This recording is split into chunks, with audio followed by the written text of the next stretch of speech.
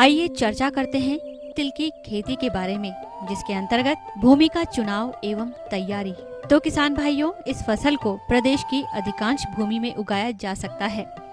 अच्छे जल निकास वाली हल्की मध्यम गठी हुई मिट्टी में फसल अच्छी होती है।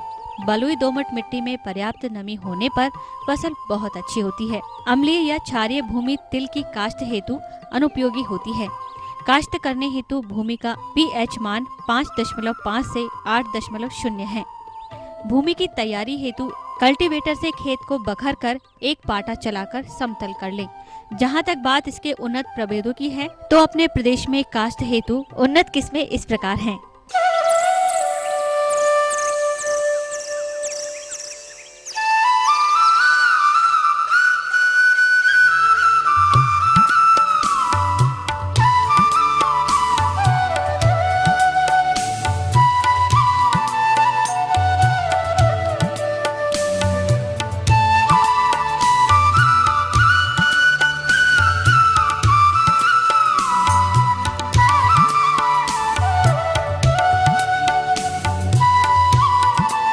किसान भाइयों, इन किस्मों में से किसी का भी चयन कर बुआई कर सकते हैं। आइए अब चर्चा करते हैं बीजोपचार पर। मृदा जन्य एवं बीज जन्य रोगों से बचाव के लिए बोने पूर्व बीज को थायरम 3 ग्राम प्रति किलोग्राम बीज की दर से बीजोपचार करें। जहां पर जीवाणु पत्ती धब्बा रोग की संभावना होती है, वहां बोने के पूर्व बीजों को एग्रीमाइसिन 100 से 0.025% के घोल में आधा घंटे तक भिगोएं। अब चर्चा करते हैं बोने की विधि पर। फसल को आमतौर पर छिटक कर बोया जाता है, जिसके फलस्वरूप निंदाई गुड़ाई करने एवं अंतः क्रियाएं करने में अत्यंत बाधा आती है। फसल से अधिक उपज पाने के लिए कतारों में बोनी करनी चाहिए। छिटकावा विधि से बोनी करने पर बोनी हेतु 8 किलोग्राम प्रति हेक्टेयर बीज की आवश्यकता होती है। कतारों में बोनी करने पर सीड्रिल का प्रयोग किया जाता है, तो बीज दर घटाकर 3 से 4 किलोग्राम प्रति हेक्टेयर रखनी चाहिए। बोनी के समय बीजों का समान रूप से वितरण करने के लिए बीज को रेत, सूखी मिट्टी या अच्छी तरह से सड़ी हुई गोबर की खाद के साथ 1:20 के अनुपात में मिलाकर बोना चाहिए। कतार से कतार की दूरी 30 और पौधे से पौधे के बीच की दूरी 10 सेंटीमीटर रखते हुए लगभग 3 सेंटीमीटर की गहराई पर बोना चाहिए। किसान भाइयों, आइए अब चर्चा करते हैं खाद एवं उर्वरक की मात्रा एवं देने की विधि पर। भूमि की उत्पादकता को बनाए रखने के लिए तथा अच्छी उपज पाने के लिए भूमि की तैयारी करते समय अंतिम बखरने के पहले 10 टन प्रति हेक्टेयर के मान से अच्छी सड़ी हुई गोबर की खाद को मिला देना चाहिए। 40:30:20 नत्रजन, स्फुर, पोटाश किलोग्राम प्रति हेक्टेयर के मान से देने हेतु सिफारिश की गई है। फास्फोरस एवं पोटाश की संपूर्ण मात्रा आधार खाद के रूप में तथा नत्रजन की आधी मात्रा के साथ मिलाकर बोनी के समय दी जानी चाहिए। नत्रजन की शेष मात्रा पौधों में फूल निकलने के समय यानी कि बोनी के 30 दिन बाद दी जा सकती है। यदि गंधक तत्व की कमी पाई जाती है तो वहां पर जिंक सल्फेट 10 किलोग्राम प्रति एकड़ की दर से भूमि में 3 साल में एक बार अवश्य प्रयोग करें। जहां तक बात सिंचाई की है, तो फसल की मांग अनुरूप सिंचाई की आवश्यकता भूमि में पर्याप्त नमी बनाए रखने के लिए होती है। खेतों में एकदम प्रातःकाल के समय पत्तियों का मुरझाना, सूखना एवं फूलों का न फूलना लक्षण दिखाई देने पर फसल में सिंचाई की आवश्यकता को दर्शाते हैं। अच्छी उपज के लिए सिंचाई की क्रांतिक अवस्थाएं बोनी से पूर्व या बोनी के बाद फूल आने की अवस्था और फली आने की अवस्था है। अतः इन तीनों ही अवस्थाओं पर सिंचाई अवश्य करें। आइए बात करते हैं निंदाई गुड़ाई की। बोनी के 15 से 20 दिन बाद निंदाई में विरलीकरण की प्रक्रिया को पूरा कर ले। फसल में निंदा की तीव्रता को देखते हुए यदि आवश्यकता होने पर 15 से 20 दिन बाद पुनः निंदाई करें। कतारों में कोल्पा अथवा हैंड ओह चलाकर नींदा नियंत्रित किया जा सकता है। रासायनिक विधि से नींदा नियंत्रण हेतु एलाक्लोर 600 मिलीलीटर सक्रिय तत्व का छिड़काव पानी में घोलकर बोनी के तुरंत बाद, किंतु अंकुरण के पूर्व करने से खरपतवारों को नियंत्रित किया जा सकता है। जहां तक बात पौधे संरक्षण की है, तो तिल की फसल को नुकसान पहुंचाने वाले प्रमुख कीटों में तिल की पत्ती मोड़क एवं फल्ली छेदक, गाल फ्लाई, बिहार रोमिल इल्ली, तिलहॉक मौत आदि कीट प्रमुख है। इन कीटों के अतिरिक्त जैसिड तिल के पौधों में एक प्रमुख बीमारी फाइलोडी फैलने में भी सहायक होता है। इन कीटों के नियंत्रण हेतु कलियां निकलते समय फसल पर 0.03% डाइमेथोएट या 0.05% मोनोक्रोटोफास कीटनाशक दवाई को 250 लीटर पानी में घोलकर प्रति एकड़ के मान से छिड़काव करें। रोगों के अंतर्गत फाइटोफथोरा अंकमारी, जिससे पत्तियों, तनों पर जल सिक्त धब्बे दिखाई देते हैं। इस रोग के नियंत्रण हेतु मैंकोजेब 2 ग्राम प्रति लीटर पानी में घोल बनाकर छिड़काव करें। किसान भाइयों, आइए अब बात करते हैं फसल कटाई की। फसल की सभी फलियां प्राय एक साथ नहीं पकती, किंतु अधिकांश फलियों का रंग भूरा पीला पड़ने पर कटाई करना चाहिए। फसल के गट्ठे बनाकर रख देना चाहिए। सूखने पर फलियों के मुंह चटक कर खुल जाएं, तब इनको उल्टा करके डंडों से पीटकर दाना अलग कर लिया जाता है। इसके पश्चात बीज को सुखाकर 9% नमी शेष रहने पर भंडारण करना चाहिए। किसान भाइयों, यदि आप इन प्रबंधनों को अमल में लाकर तिल की खेती करते हैं तो आपको 200 से 250 किलोग्राम प्रति एकड़ उपज प्राप्त हो सकती है। तो ये थी कुछ उपयोगी जानकारियां। अब लेते हैं एक छोटा सा ब्रेक, जल्द लौटेंगे और कार्यक्रम को जारी रखेंगे। आम के बाग में किए जाने वाले समसामयिक कार्य।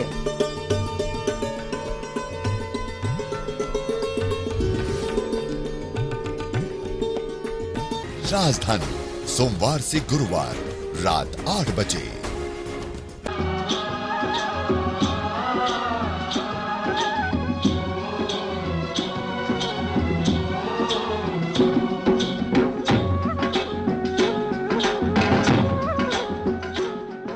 ब्रेक के बाद एक बार फिर से आप सभी दर्शकों का अन्नदाता कार्यक्रम में स्वागत है। बढ़ते हैं अगली प्रस्तुति की ओर।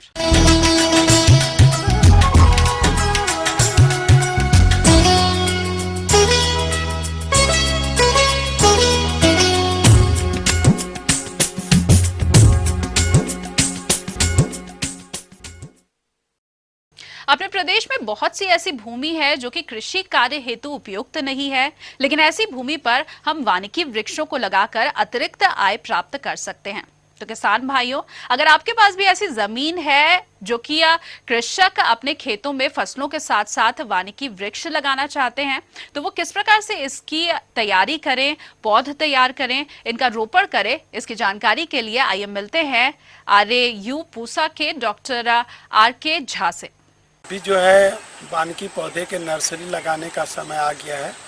यदि आप बीज का संग्रहण सही समय पर किए हैं तो आप सबसे पहले उसको बीज को जिस चीज़ का बीज लगाना हो, जैसे कि अभी गम्हार का जो है बीज तैयार हो रहा है, तो गम्हार के जो स्वस्थ पौधे हों, सीधे हों, जो टेढ़े मेढ़े नहीं हों, उस तरह के पौधा का चयन करके गम्हार के बीज का इकट्ठा करें। तो गम्हार जो बीज जो है वो पीले पीले रंग के जो हो गए हैं उनको इकट्ठा करने का कोशिश करें। इसके अलावा सागवान के पौधे और शीशम के पौधे, चकुंडी के पौधे का भी लगाने का समय अभी नहीं है। लेकिन शीशम, चकुंडी के पौधे लगाने के लिए आपको बीज का जो इकट्ठा कर लिए हैं तो बीज को पहले 12 से 24 घंटे तक ठंडे पानी में डाल दें और डालने के बाद उससे बीज को निकाल लें। बीज निकालने के बाद फफूंदनाशी, कीटनाशी और राइजोबियम कल्चर एक आता है। शीशम का अलग राइजोबियम कल्चर है, और चकुंडी का राइजोबियम कल्चर अलग अलग है। तो आप इस राइजोबियम कल्चर को उपचारित करके ही लगाएं। और ये ध्यान में रखें कि यदि कोई बीज काले रंग का हो गया है या हरे रंग का है तो उसको इकट्ठा नहीं करना। और जो आप नर्सरी जहां आप पौधा तैयार करना चाहते हैं उस नर्सरी में बीज से बीज और पौधे की दूरी जो है 40 × 25 सेंटीमीटर का रखते हुए उसको लगाएं। यदि आपका पॉलीथीन तैयार हो चुका है तो पॉलीथीन में बीज डालना चाहिए। पॉलीथीन तैयार करने में एक सावधानी ये रखनी है कि जो उसमें आप भोज्य पदार्थ डाले हैं पौधे के उगने के लिए, तो उसमें जो है कार्बनिक मात्रा और जो सैंड है या वर्मीक्लाइट्स है उसकी मात्रा कम से कम 30 से 40% होनी चाहिए, जिससे कि बीज का जो है अंकुरण ठीक होगा और उसमें वाटर होल्डिंग कैपेसिटी अधिक रहने से पौधे की वृद्धि ठीक ठाक होगी। काले रंग के पॉलीथीन से उसको ढक दें। काले तेल के पॉलीथीन पर ढकने के बाद शाम में पॉलीथीन हटा करके सिंचाई करें, फिर काले रंग का पॉलीथीन आप उस पर लगा दें। इस तरह से 7-8 दिन के बाद आप देखिएगा कि उसमें अंकुरण आने लगेगा। इसके अलावा आप बीज के यदि उपचारित नहीं किए हैं और लगा चुके हैं, पौधे आपका बड़ा बड़ा हो गया है, तो उसमें अभी एक बीमारी लगने की संभावना होती है, डैम्पिंग ऑफ। यह बीमारी बहुत खतरनाक होती है और कॉलर जोन को काला कर करके और पौधे को गिरा देती है। और आप देखेंगे कि कुछ ही दिन में आपका जो स्वस्थ पौधा है वो जमीन के नीचे गिर गया है। तो आप उसको तुरंत जो है बेवेस्टिन नामक एक दवा है, उसको 2 ग्राम 1 लीटर पानी में देके छिड़काव करें।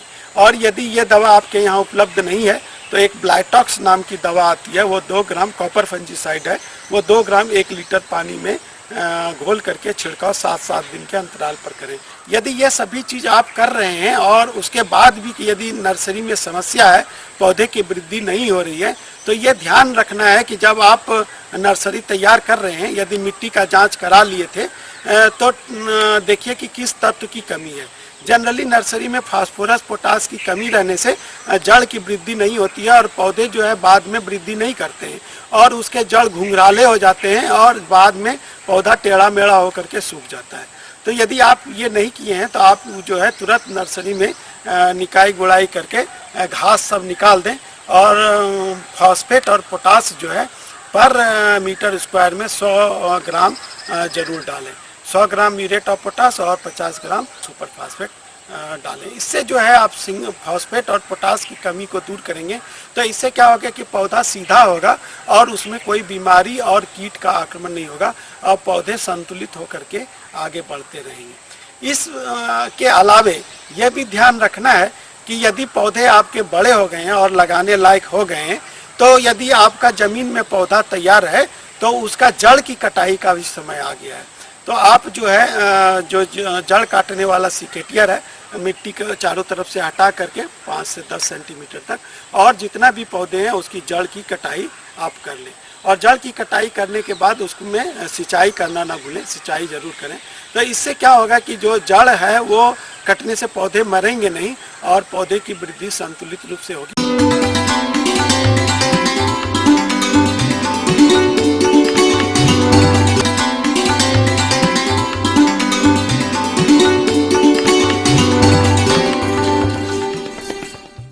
अन्नदाता हेल्पलाइन निशुल्क फोन संपर्क सेवा के माध्यम से आपके द्वारा पूछे गए प्रश्नों में से 1 या 2 महत्वपूर्ण प्रश्नों को हम अपने कार्यक्रम में शामिल करते हैं और इसी के तहत आज का चयनित प्रश्न और उसका जवाब अब देखिए।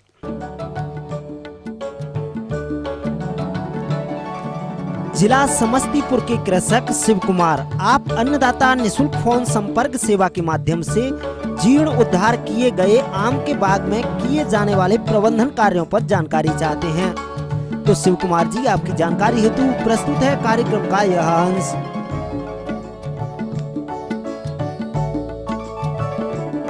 इन बगीचों की जब हम जीर्णोद्धार की बात करें या इनकी कटाई छटाई की बात करें तो वो लगभग दिसंबर या जनवरी का माह कटाई छटाई का कार्य करते हैं। के बाद उसकी लगभग 2 से 3 माह बाद उन बगीचों में अभी इस वक्त नई कोपलें आ चुकी होंगी उन वृक्षों में, और चूंकि बगीचों में अगर हमारे खरपतवारों का बहुतायत में समस्या है तो हमें चाहिए कि अगर हमने निश्चित दूरी पे जो बगीचों की पौधों से पौधों की निश्चित दूरी अगर हमने अच्छी तरीके से रखी है तो निश्चित रूप से आप उसमें ट्रैक्टर के माध्यम से गहरी जुताई करवा देवें और उन खरपतवारों को और जो भूमि में ऊपर जो विभिन्न प्रकार की समस्याएं रहती हैं कीट व्याधियों की, उनसे भी निजात मिल सकती है। इसके अलावा किसान भाई, जब हम 12 बजे जो दोपहर का टाइम होता है उस समय हम देखते हैं कि सूर्य की रोशनी बिल्कुल ऊपर सीधी होती है और उसके चारों तरफ वृक्ष की जो छाया बनती है, उस छाया के घेरे पर अगर हम गोल थाला बना के उसके अंदर लगभग आधा से 1 फीट की गहराई का गोल गड्ढा बना लेवे और उसमें 50 किलोग्राम गोबर की खाद, 2 kilogram single super phosphate, 1 kilogram muriate of potash प्रति पौधे के हिसाब से प्रारंभ में डाल देते हैं और जब नई शाखाएं निकलना शुरू हो जाती हैं तब 2.5 से 3 किलोग्राम नत्रजन प्रति पौधे के हिसाब से प्रयोग की जाती है। और नई शाखाओं के अच्छी तरह विकसित हो जाने पर यदि सूक्ष्म तत्वों की कमी के लक्षण दिखाई दें तो उनका छिड़काव अवश्य कर देना चाहिए। और उनके विकास के समय जैसे सबसे पहली बात आती है पानी की सिंचाई की। तो हमें पानी की सिंचाई पूर्ण रूप से जो हमें आवश्यकता के अनुसार पौधों के विकास के लिए जो ज़रूरी है, हमें पानी की सिंचाई करते रहना है। और पानी की सिंचाई चूँकि ग्रीष्मकाल है तो 15 से 20 दिनों के अंतराल में हम इन वृक्षों को अच्छी तरीके से थाला बनाकर पानी की सिंचाई कर सकते हैं। जीर्णोद्धार किए गए वृक्षों के तनों पर बहुत सी नई शाखाएं निकलती हैं, जिनका विरलीकरण अवश्य कर दें, जिसमें 8 से 10 स्वस्थ शाखाओं को छोड़कर शेष सभी को जून व अगस्त माह में काट कर निकाल देना चाहिए।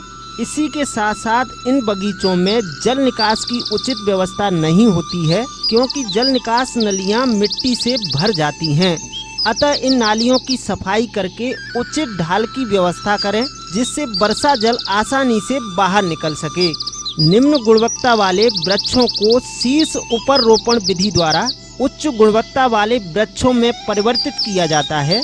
इस विधि के अंतर्गत पुराने वृक्षों को काटकर उनमें आने वाली नई शाखाओं की छटाई करके तथा उन्नतशील वृक्षों की संकुल डालियों को उन कटी हुई नई शाखाओं में लगा देते हैं।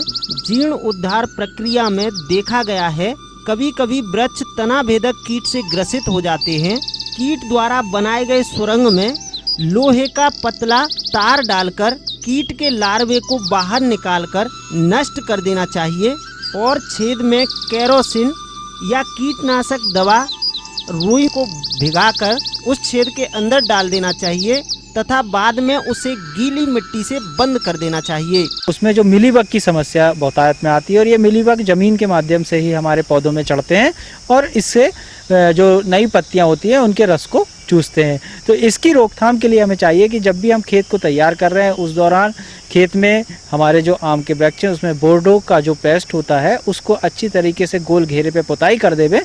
और पुताई करने के साथ साथ अगर आप जो ग्रीस होती है उसकी गोल एक लाइन आपके पूरे तना के चारों तरफ बना देवे, तो जो मिलीबग चढ़ने की जो समस्या है वो पौधों में नहीं चढ़ेंगे। साथ ही साथ अगर हम देखते हैं कि फल वृक्षों में कहीं कहीं पर मिलीबग की बहुत ज़्यादा समस्या है, तो आपको जो इमिडाक्लोप्रिड जो हमारी रासायनिक दवा है उसकी लगभग 1.5 से 2% मात्रा का घोल बनावे प्रति लीटर पानी में और उस घोल को अच्छी तरीके से उन भागों पर छिड़काव कर देवें, तो आपको ये जो मिलीबग के जो समस्या है इससे पूर्ण रूप से आपको निजात मिलेगी और आपके फल बगीचों का अच्छा विकास हो पाएगा।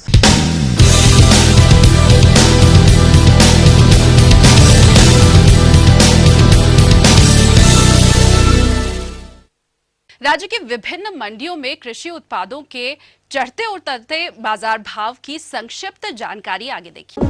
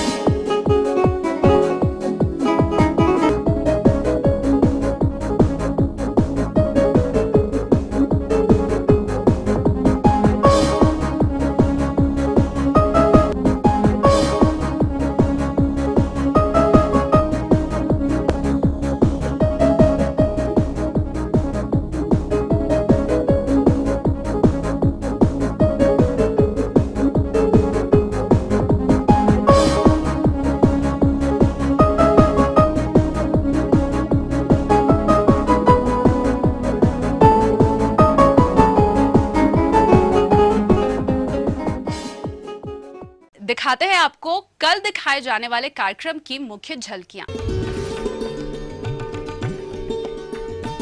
हल्दी की उन्नतशील किस्में एवं बुवाई विधि पर जानकारी।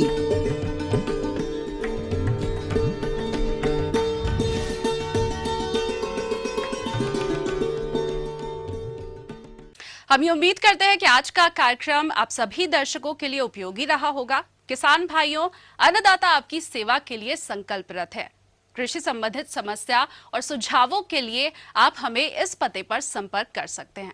प्रोड्यूसर अन्नदाता, ETV Bihar Jharkhand, Ramoji film city, Hyderabad 501512। साथ ही आप हमें ईमेल भी कर सकते हैं। हमारा ईमेल आईडी है अन्नदाता bihar@etv.co.in। इसके अलावा आप हमें निशुल्क हेल्पलाइन नंबर 1800425408 पर दोपहर 2 बजे से लेकर के 3 बजे के बीच संपर्क कर सकते हैं। फिलहाल अन्नदाता की पूरी टीम को इजाजत दीजिए। कल फिर इसी समय आपसे मुलाकात होगी कृषि संबंधित कुछ और रोचक जानकारियों के साथ। नमस्कार।